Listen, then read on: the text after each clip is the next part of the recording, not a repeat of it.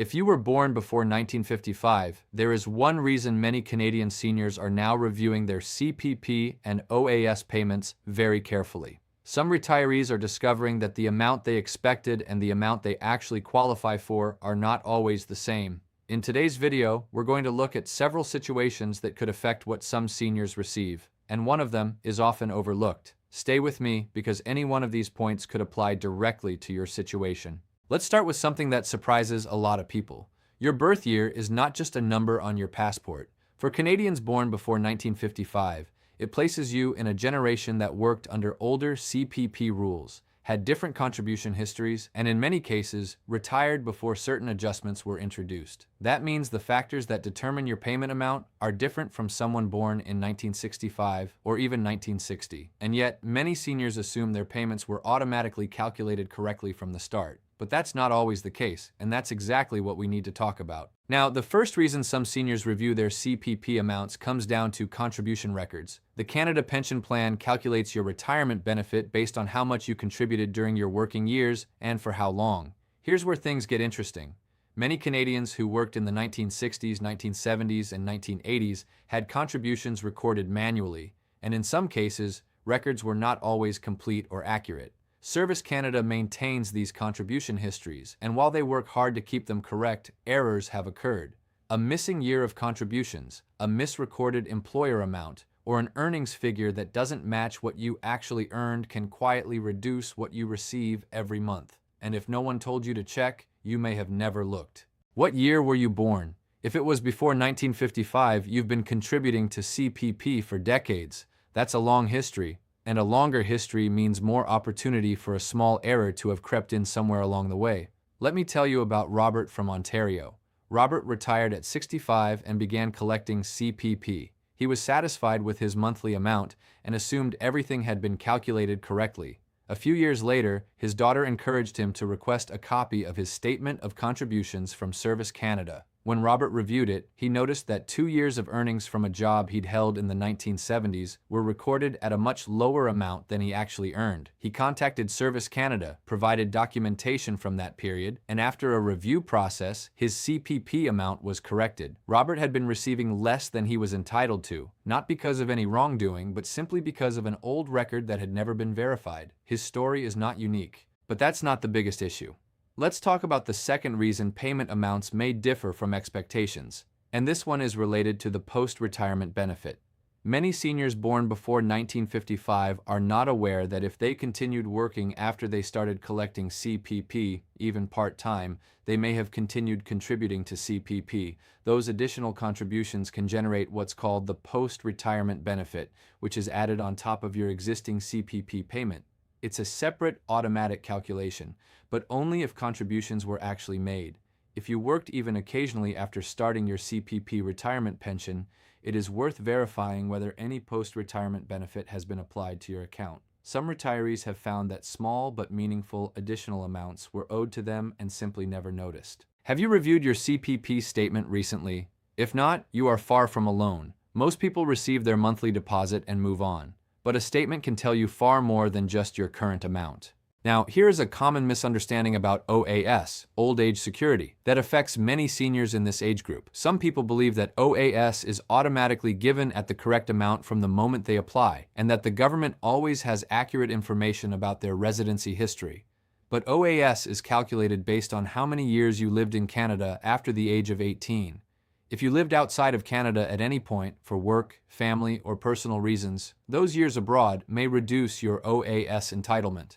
However, Canada has social security agreements with many countries, and those agreements can sometimes allow years lived in another country to count toward your OAS eligibility. The challenge is that you typically need to apply for this recognition. It does not happen automatically. If you spent time living in the United States, the United Kingdom, Italy, the Philippines, or several other countries, there may be an agreement in place that works in your favor, but only if you have made the appropriate application. Most seniors stop here, but that's where the mistake begins. They assume that if they qualified for full OAS, everything is fine. What they miss is that partial OAS recipients sometimes have additional options they haven't explored. Susan from Alberta came to Canada from the United Kingdom in her late 20s. She worked in Canada for the rest of her career and retired at 65. When she applied for OAS, she received a partial amount because her years in the UK before immigrating were not initially counted. A benefits counselor at her local seniors centre helped her learn about the Canada-UK Social Security Agreement. After making the proper application, the years she worked in the UK were recognized and her OAS benefit was recalculated. It took several months, but the adjustment was made retroactively for a portion of the period she had been underpaid. Susan was glad she found out, but she almost never did. And the next situation may be even more important for a specific group of seniors. Let's talk about the Guaranteed Income Supplement, or GIS. This is a monthly, non-taxable benefit added to OAS for seniors with lower incomes. What many people do not realize is that GIS eligibility is reviewed every year based on your income from the previous tax year.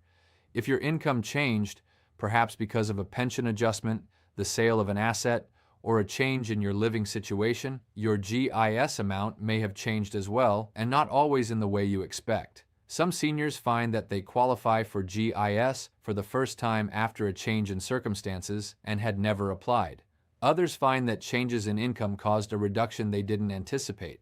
If your financial situation has shifted in the past 2 or 3 years, it is worth verifying whether your GIS status accurately reflects your current circumstances. There's another detail very few people talk about. The allowance and the allowance for the survivor are 2 additional benefits available to Canadians between the ages of 60 and 64 who are partners or widowed spouses of OAS recipients. These benefits are income tested, and many eligible seniors simply do not know they exist. If you are in that age bracket or know someone who is, this is worth a conversation with Service Canada. Has this ever happened to someone you know? A benefit they qualified for but never received simply because they didn't know to ask? This is where things become interesting, because Service Canada maintains a My Account portal that gives you access to your CPP statement of contributions, your OAS payment details, and your GIS status all in one place.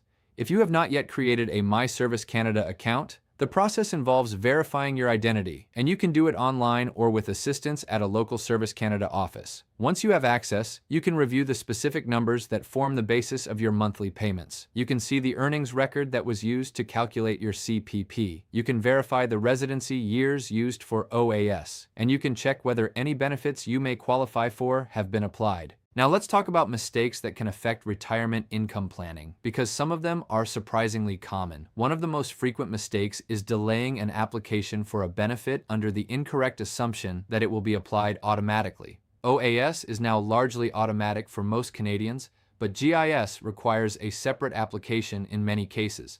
The allowance and allowance for the survivor always require an application.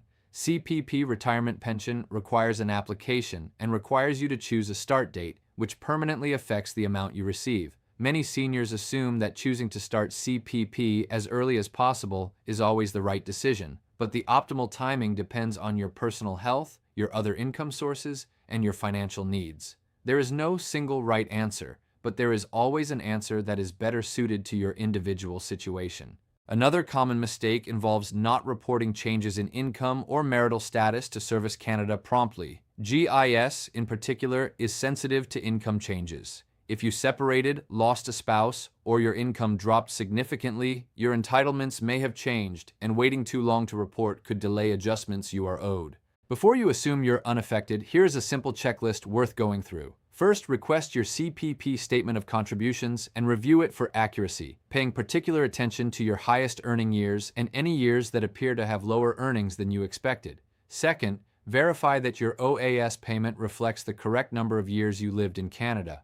And if you lived abroad, check whether Canada has a Social Security agreement with that country that could work in your favor. Third, check your GIS status, especially if your income has changed in the past 2 or 3 years, or if you have never applied. Fourth, if you are between 60 and 64 and are the spouse or common law partner of an OAS recipient, or if you are widowed, look into the allowance and allowance for the survivor. Fifth, if you are still working or worked part-time after starting CPP, confirm whether a post-retirement benefit has been added to your account. Sixth, if you have any doubts, contact Service Canada directly, either by phone at 1-800-277-9914 or in person at your nearest Service Canada office.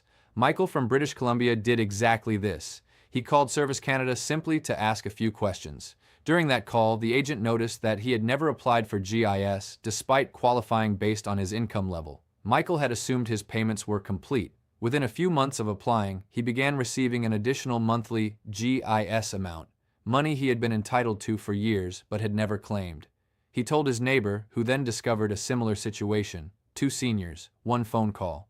The third, overlooked factor many retirees miss is the idea that their situation is final. In reality, CPP and OAS situations can change after initial assessment. Requests for reconsideration can be made if you believe your payment was incorrectly calculated. There are formal processes in place, and while they take time and documentation, they exist precisely because mistakes can happen and are recognized as such by the system itself. Here is the most important thing to take away from everything covered today. Canadian seniors born before 1955 have long contribution histories, complex residency stories in some cases, and decades of financial life behind them. That history creates more variables, and more variables mean more opportunities for something to have been missed, not through any fault of your own, not because the system is broken, but simply because these calculations are complex. Records go back many decades, and no one has ever sat down with you specifically to review every single detail. You worked your entire career contributing to these programs. You deserve to receive exactly what you are entitled to, not more, not less. And the only way to know for certain is to look.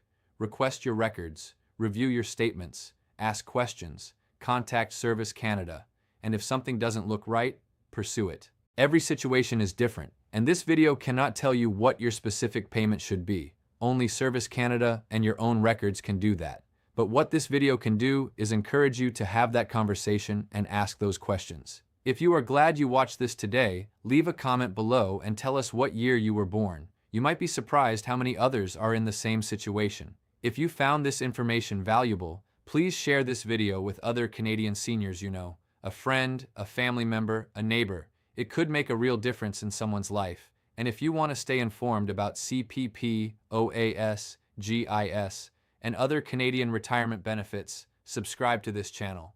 New videos go up regularly, and every one of them is made with Canadian seniors in mind. You watch this entire video. That tells me you take your retirement income seriously. And you say,